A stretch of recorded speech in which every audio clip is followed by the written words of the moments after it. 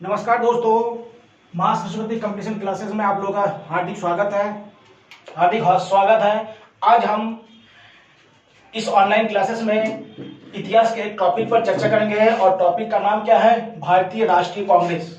देखिए, भारतीय राष्ट्रीय कांग्रेस क्यों इंपॉर्टेंट है इसके बारे में समझिए। क्योंकि भारत में जब राष्ट्रीय आंदोलन की गतिविधि शुरू हुआ था तो भारत में क्या है, पहली बार भारतीय राष्ट्रीय कांग्रेस क्या है, एक राष्ट्रव्यापी संगठन बना है। कैसे बना था संगठन? राष्ट्रव्यापी संगठन बना था। इससे पहले जितने भी भारत में संगठन बने थे वो राष्ट्रव्यापी संगठन नहीं बने थे, बल्कि क्या क्षेत्रीय संगठन था। क्या था? क्षेत्रीय संगठन था। लेकिन क्या भारतीय राष्ट्रीय कांग्रेस क्या भारत का पहला क्या है, राष्ट्रीय संगठन माना जाता है। अब देखिएगा, इसके बारे में थोड़ा समझ लेते हैं क्योंकि इसकी आवश्यकता क्यों हुई। देखिए क्यों हुई, समझ लीजिएगा।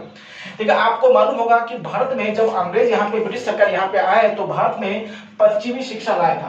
कौन सी शिक्षा लाए थे? पश्चिमी शिक्षा, जिसको आप वेस्टर्न एजुकेशन कहते हैं। पश्चिमी शिक्षा। पश्चिमी शिक्षा में देखिए किस चीज पर ज्यादा बल दिया गया था? पश्चिमी शिक्षा पर गणित और विज्ञान पर बल दिया गया था। गणित और विज्ञान पर बल दिया गया था। गणित और विज्ञान पर जब बल दिया गया तो लोगों के अंदर क्या हुआ, एक आपसी मेल भाव या क्या होता है, एक संगठन बनने की क्या है, जिज्ञासा पैदा हुआ। क्योंकि इसी गणित और विज्ञान के कारण क्या है, समाज में एक तरह का नया क्या है, तर्क का विकास हुआ। क्या, किसका विकास हुआ? तर्क का विकास हुआ। और इस तर्क के आधार पर यह बताया गया कि जो अंग्रेज है वो किस आधार पर श्रेष्ठ है, और अंग्रेज कितना हमसे कितना बहुत हजारों किलोमीटर दूर क्या है, लंदन में बैठे हुए भारत पर क्या है, शासन कर रहे हैं। तो भारत के लोग ने भी सोचा कि ये क्या है कि जब लंदन के लोग या ब्रिटिश लोग क्या है इतने दूर बैठे बैठे हम पर शासन कर सकते, तो क्या हमारे अंदर भी अगर क्या होता है, आधुनिक शिक्षा या पश्चिमी शिक्षा आ जाएगा, या ना हमारे देश में अगर राष्ट्रवाद आएगा तो हम भी क्या कर सकते हैं, भारत को आजाद करके अपने सरकार बना सकते हैं। क्या था, भारत में स्वराज्य या स्वशासन की नींव हम डाल सकते हैं। तो ये जो स्वराज और स्वशासन की बात की गई थी और इसमें राष्ट्रवाद की जो बात की गई, तो इसी के लिए क्या है, भारत के जो उस समय के जो पत्रकार, वकील, जो शिक्षक ऐसे या उद्योगपति या जो व्यापारी लोग थे, उन्होंने क्या है, उन्होंने एक राष्ट्रव्यापी क्या है, संगठन बनाने की बात सोची और इसके लिए भारतीय राष्ट्रीय कांग्रेस की नींव डाला। इसके लिए देखिएगा, इसमें सहायता क्या था, एओ ह्यूम। एक एओ क्या था, एक आईसीएस ऑफिसर थे। क्या थे? आईसीएस ऑफिसर, यानी इंडियन सिविल सर्विस के ऑफिसर थे। और क्या था, भारतीय राष्ट्रीय कांग्रेस के संस्थापक किनको कहा जाता है? एओ ह्यूम को कहा जाता है। ठीक है।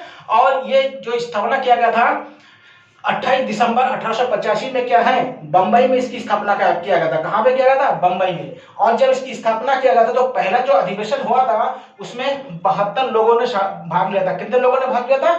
72 लोगों ने भाग लिया था। ठीक है। और इस समय जो ब्रिटिश गवर्नर जनरल थे वो कौन थे? लॉर्ड डफरिन थे।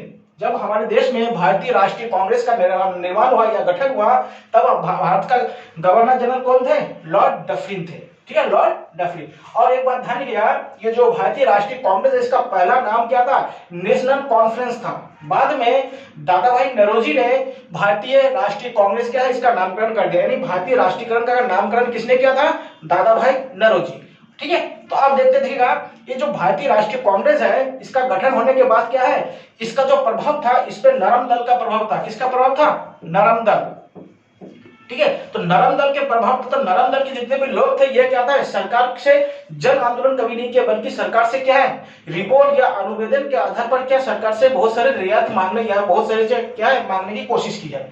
और इसमें देखिएगा जो पहले के जो 4 अधिवेशन है वो बहुत इंपॉर्टेंट है। क्यों इंपॉर्टेंट है? क्योंकि कांग्रेस के जिससे जितने भी ज्यादा सवाल पूछे जाते हैं वो क्या इन 4 अधिवेशन से पूछे जाते हैं। ठीक है। कांग्रेस का जो प्रथम अधिवेशन हुआ था वो कहां पे हुआ था? बंबई में। अभी हमको बता था बंबई में कब हुआ था? 1885 में हुआ था। ठीक है। और इसके अध्यक्ष कौन थे? डब्ल्यूसी बनर्जी, यानी व्योमेश चंद्र बनर्जी। कौन थे? व्योमेश चंद्र बनर्जी या डब्ल्यूसी बनर्जी इनके पहले अध्यक्ष थे। और कहां पे हुआ था? बंबई में।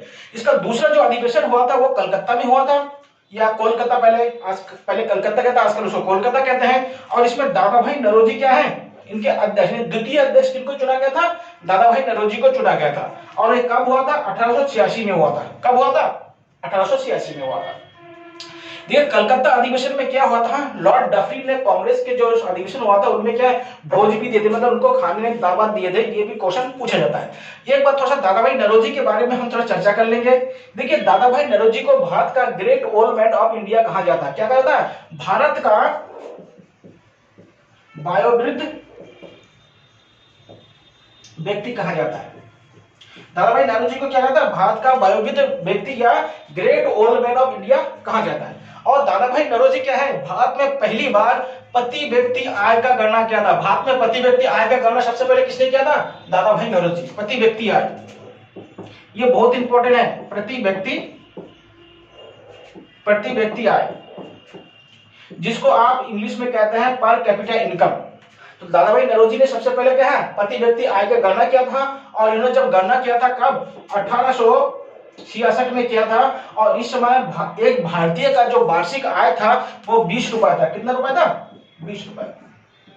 तो क्या है, भारत में पहली बार जब प्रति व्यक्ति आय का गणना किसने किया था? दादा भाई नौरोजी। और उस समय कितना था? 20 रुपए।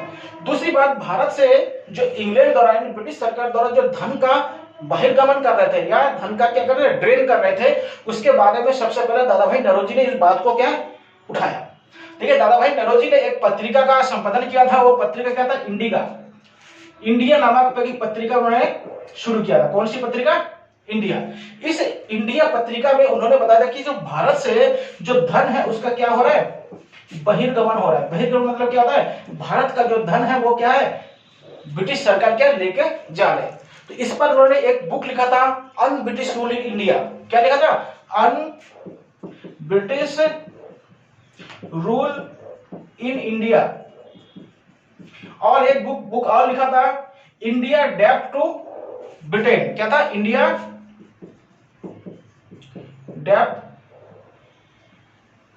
डेप्ट टू ब्रिटेन। इन दो पुस्तक के माध्यम से दादा भाई नौरोजी ने भारत से जो धन का बहिर्गमन हो रहा था, ठीक है, उस पॉलिसी के बारे में क्या है, लोगों को जानकारी दी। और दूसरी बात दादा भाई नौरोजी के बारे में और एक बात समझ लीजिएगा, ब्रिटिश संसद का पहला यानी ब्रिटिश जो पार्लियामेंट है उसका पहला सदस्य चुने जाने वाले व्यक्ति भी कौन है? दादा भाई नौरोजी। यानी ब्रिटिश जो संसद थे, संसद के पहले भारतीय सदस्य कौन चुने गए थे? दादा भाई नौरोजी। ध्यान रखिएगा, ये बहुत इंपॉर्टेंट क्वेश्चन है। इस क्वेश्चन को क्या है, बहुत बार पूछा गया था। ब्रिटिश संसद में पहले भारतीय कौन चुने गए थे? दादा भाई नौरोजी। तो ब्रिटिश संसद का पहला व्यक्ति कौन चुने गए थे? दादा भाई नौरोजी। देखिएगा, अगर आपसे पूछा जाए कि ब्रिटिश संसद का सबसे पहले कौन ऐसा भारतीय जिन्होंने चुनाव लड़ा था, तो चुनाव लड़ा था WC बनर्जी। कौन लड़े थे? WC बनर्जी। लेकिन जीत किसने हासिल किया था? दादा भाई नौरोजी। जीत किसने हासिल किया था? दादा भाई नौरोजी ने जीत हासिल किया था। लेकिन सबसे पहले चुनाव किसने लड़े थे? WC बनर्जी यानी गोविंद चंद्र बनर्जी क्या पहली बार ये चुनाव लड़े थे। है। तीसरी बात है कि जो दादा भाई नौरोजी की बात एक बारे में ध्यान रखिएगा कि दादा भाई नौरोजी ने जब 1906 में कलकत्ता का अधिवेशन हो रहे थे, तभी इसी समय क्या पहली बार स्वशासन का जो मुद्दा है उसको क्या उठाया गया था। अब देखिए तीसरा अधिवेशन, देखिए तीसरा अधिवेशन कहाँ हुआ था? मद्रास का वर्तमान नाम क्या है? चेन्नई। और ये तमिलनाडु का क्या है? राजधानी है। अब देखिएगा, इस अधिवेशन में बदरुद्दीन तैयब जी को क्या है? अध्यक्ष चुना गया था। किसको अध्यक्ष चुना गया था? बदरुद्दीन तैयब जी को। और ये पहली बार किसी मुस्लिम को भारतीय राष्ट्रीय कांग्रेस का अध्यक्ष चुना गया था। अब अगर आपसे पूछा जाए कि प्रथम ऐसा व्यक्ति जो मुस्लिम है जिसको भारतीय राष्ट्रीय कांग्रेस का अध्यक्ष चुना गया था, उनका नाम क्या है? तो बदरुद्दीन तैयब जी है। इनको कब चुना गया था? 1887 को चुना गया था। कहां, किस अधिवेशन में चुना गया था? तीसरे अधिवेशन, और मद्रास में यह अधिवेशन हुआ था। अब देखते हैं चौथा अधिवेशन। देखिए जो चौथा अधिवेशन हुआ था वो इलाहाबाद में हुआ था। इलाहाबाद क्या है? अब इसको नाम बदल के प्रयागराज कर दिया गया, आप लोग जानते हैं। तो इलाहाबाद में इनको चुना गया, इलाहाबाद में ये हुआ था। और इसमें क्या है? जॉर्ज यूले को पहला अध्यक्ष चुना गया था। ये पहला अंग्रेज है। जॉर्ज यूले क्या है? पहला अंग्रेज है। ये क्या है? पहला अंग्रेज जिनको भारतीय राष्ट्रीय कांग्रेस का अध्यक्ष चुना गया है। अगर आपसे पूछता है कि पहला अंग्रेज का नाम बताइए जिन्हें भारतीय राष्ट्रीय कांग्रेस का अध्यक्ष चुना गया था, उनका नाम क्या है? George Yule. और किस अधिवेशन में चुने गए थे? इलाहाबाद अधिवेशन में। कब चुने गए थे? 1888 में चुने गए थे। कब चुने गए थे? 1888 में चुने गए थे। किस अधिवेशन में? इलाहाबाद के अधिवेशन में। इसीलिए क्या है, और भारतीय राष्ट्रीय कांग्रेस की जो प्रथम 4 अधिवेशन है ये बहुत ही इंपॉर्टेंट है, क्योंकि इन्हीं से क्या होता है आपका बार बार सवाल पूछे जाते हैं। ठीक है, तो पहला अधिवेशन कहाँ हुआ था? बंबई, दूसरा कलकत्ता, तीसरा मद्रास और चौथा इलाहाबाद में। पहला अध्यक्ष किसको चुना गया था? डब्ल्यू.सी. बनर्जी को, दूसरा दादाभाई नौरोजी को, तीसरा बद्रुद्दीन तैयब जो पहले मुस्लिम अध्यक्ष चुने गए थे, चौथा चुने गए थे जॉर्ज यूले, ये क्या है पहले अंग्रेज, और कब 85, 86, 87 और 88 को चुने गए थे। ठीक है, तो ये वीडियो है, अब अगला वीडियो आप लोगों के सामने पेश किया जाएगा। Thank you.